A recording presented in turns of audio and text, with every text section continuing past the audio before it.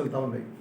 అంటే ఈ సమస్యలు ఎవరివి అంటే ఓటు హక్కు లేని విద్యార్థులు ఒకవైపు అయితే వీళ్లకు అన్ని రకాలుగా కష్ట నష్టాల్లో నెట్టేస్తున్న మోడీ గారు మరి రేపు దేశానికి ఎటువంటి యువతను అందిద్దామని చెప్పేసి ప్రయత్నం చేస్తున్నారో దేశ ప్రజలందరూ ఆలోచించాలి. ఎందుకంటే లక్షల రూపాయలు వెచ్చించి కోటా లాంటి ప్రాంతంలో కోట్ల మంది విద్యార్థులు ఈ పోటీ పరీక్షలకు డబ్బు పెట్టేసి వాళ్ళు కోచింగ్ తీసుకుంటా ఉంటే రాత్రికి రాత్రే కొంతమంది దొంగల చేతిలో తాళం చేయి పెట్టినట్టుగా పరీక్ష పేపర్ తయారు చేసే ఉపాధ్యాయులకే అన్ని రకాల అవకాశాలు కల్పించేస్తే వాళ్ళ సెంటర్లలో కోచింగ్ తీసుకున్న విద్యార్థులకు ఫేవర్ చేసే విధంగా పేపర్ను లీక్ చేసేసి ఈరోజు విద్యార్థుల భవిష్యత్తు మొత్తాన్ని కూడా రోడ్డు మీద తీసుకొచ్చేసారు. మొదటిసారి నీట్ ఎగ్జామ్ జరిగి మళ్ళీ దాన్ని క్యాన్సిల్ చేసిన తర్వాత దాదాపు 40 మంది విద్యార్థులు దేశం మొత్తంలో కూడా ఆత్మహత్యలు మళ్ళీ ఎగ్జామ్ రాయలేమని చెప్పేసి 40 మంది విద్యార్థులు ఆత్మహత్యలు చేసుకున్నారు. మరి 40 మంది విద్యార్థులలో చనిపోయింది దాదాపు 36 మంది విద్యార్థులు కూడా హిందూ సామాజిక వర్గానికి సంబంధించిన వారే. హిందూ మతం అని గొంతు చించుకునే మోడీ అండ్ కో వాళ్ళ మిత్ర బృందము వాళ్ళ మీడియా బృందము మరి దీనికి ఏమని సమాధానం చెప్తుంది అంటే తన బిడ్డలను తమే చంపేసే కార్యక్రమం ఈరోజు మోడీ గారు చేపడుతున్నారు అని చెప్పేసి మనం ప్రశ్నించాల్సిన అవసరం ఉంది.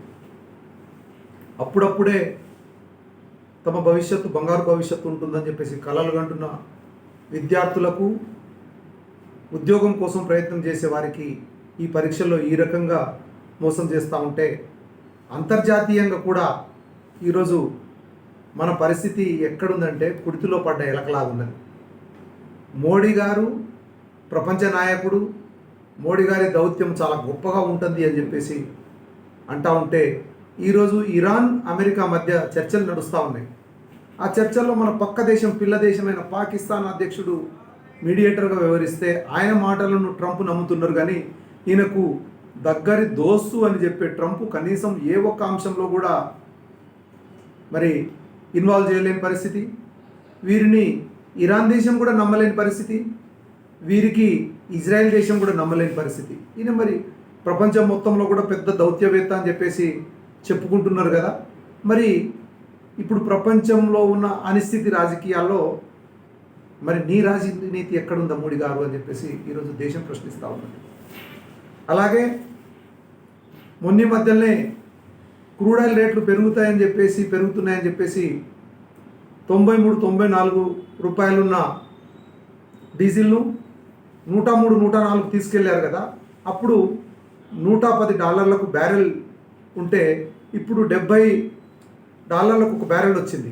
ఆ లెక్కన 110 ఉన్నప్పుడు 110 రూపాయలకు రేట్ పెంచిన మోడీ గారు ఈరోజు 70 రూపాయలకు డీజిల్ ఇవ్వచ్చు కదా. మరి ఈ డిఫరెన్స్ అంతా ఎవరి జేబులో పంపిస్తున్నారు?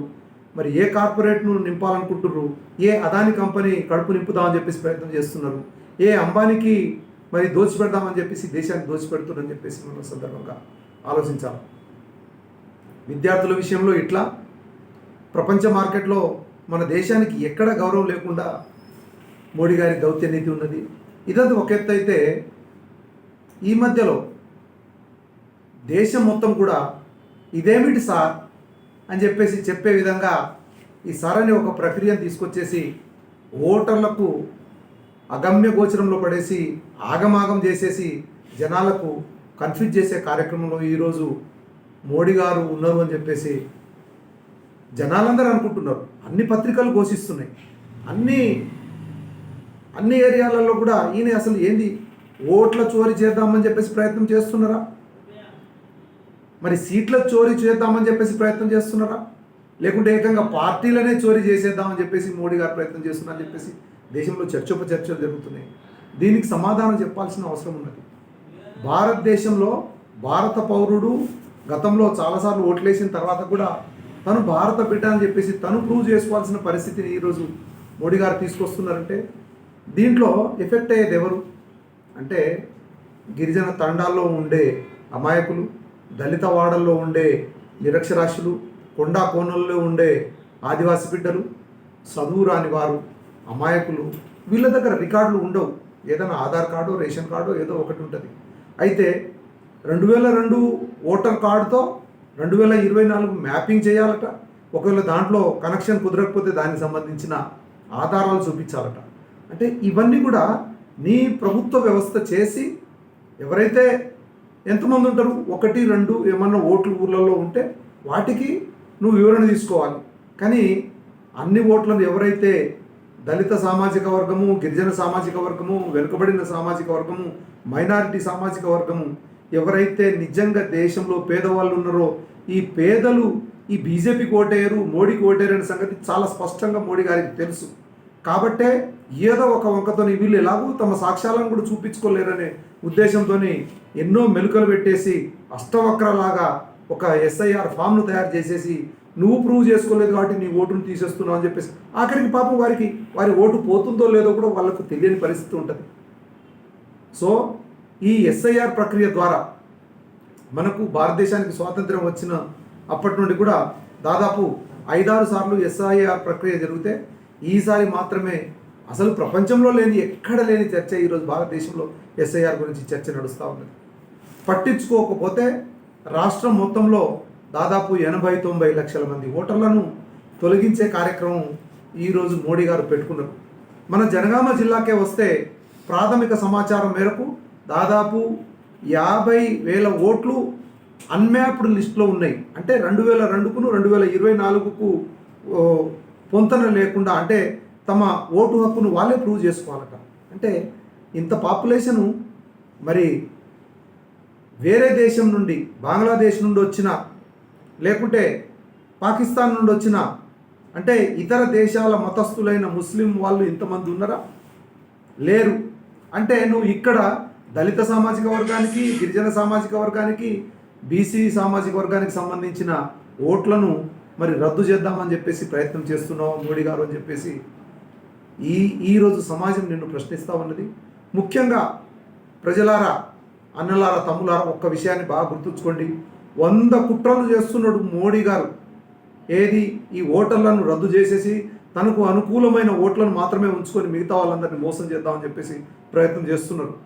ఈ ప్రయత్నంలో మనకేమవుతుంది అని చెప్పేసి మనం అప్రమత్తంగా లేకపోతే మన ఓట్లను రద్దుపరిచేసి చివరికి భారత పౌరులుగా మనకు మనం ప్రూవ్ చేసుకోలేని పరిస్థితికి ఈరోజు మోడీ గారు నెట్టడానికి ప్రయత్నం చేస్తున్నారనే సంగతిని ప్రతి ఒక్కరూ అర్థం చేసుకోవాలి.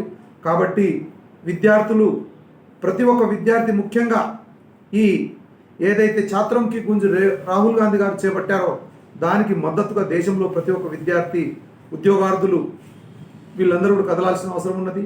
ఓట్ల విషయంలో మరి ప్రతి ఒక్క ఓటరు, ముఖ్యంగా మన తెలంగాణ రాష్ట్రంలో ప్రతి ఒక్క ఓటరు మనకేం కాదులే అని చెప్పేసి అనకుండా, ఎందుకంటే మన వేళ్లతోనే మన కళ్ళను పొడిచేసి మనం గుడ్డోళ్ళని చెప్పేసి ప్రూవ్ చేద్దామని చెప్పేసి ఈరోజు మోడీ గారు ముందుకు పోతా ఉన్నారు. కాబట్టి వారికి ఓటుతోనే బుద్ధి చెప్పాలంటే ప్రతి ఒక్కరు తమ ఓటును రక్షించుకోవాలా.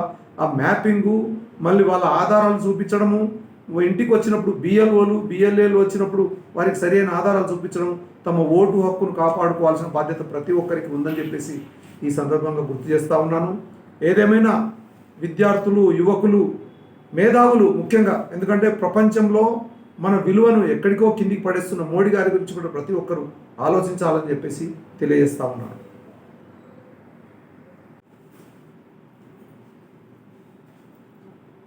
పన్నెండు సంవత్సరాల సుదీర్ఘ పాలన తర్వాత మన భారతదేశ ప్రధాని మోడీ గారు మన దేశాన్ని మరి ఎటువైపు తీసుకెళ్తున్నారు ఈరోజు అనేది దేశ ప్రజలందరూ ఆలోచించాల్సిన అంశం. ఒకవైపు రిపీటెడ్గా ఎగ్జామ్లో పేపర్ లీక్లు, మళ్ళీ రీఎగ్జామినేషన్లు, cancellation of examinations, delay in recruitments, అసలు రిక్రూట్మెంటే లేకపోవడము, సంవత్సరానికి 2 కోట్ల ఉద్యోగాలు ఇస్తానని చెప్పేసి మాట తప్పిన మోడీ గారు ఉద్యోగస్తులను, నిరుద్యోగులను అందరినీ కూడా మోసం చేస్తున్న క్రమం ఒకటి. అందులో భాగంగా కోటాలో ఛాత్రోంకి గూంజ్ అని చెప్పేసి విద్యార్థుల ఆక్రందన అనే ఒక ర్యాలీని నిర్వహించి దేశం మొత్తంలోని యువతకు కూడా ఒక మెసేజ్ పంపించాలనే ఉద్దేశంతో రాహుల్ గాంధీ గారు ఈ కార్యక్రమానికి దేశం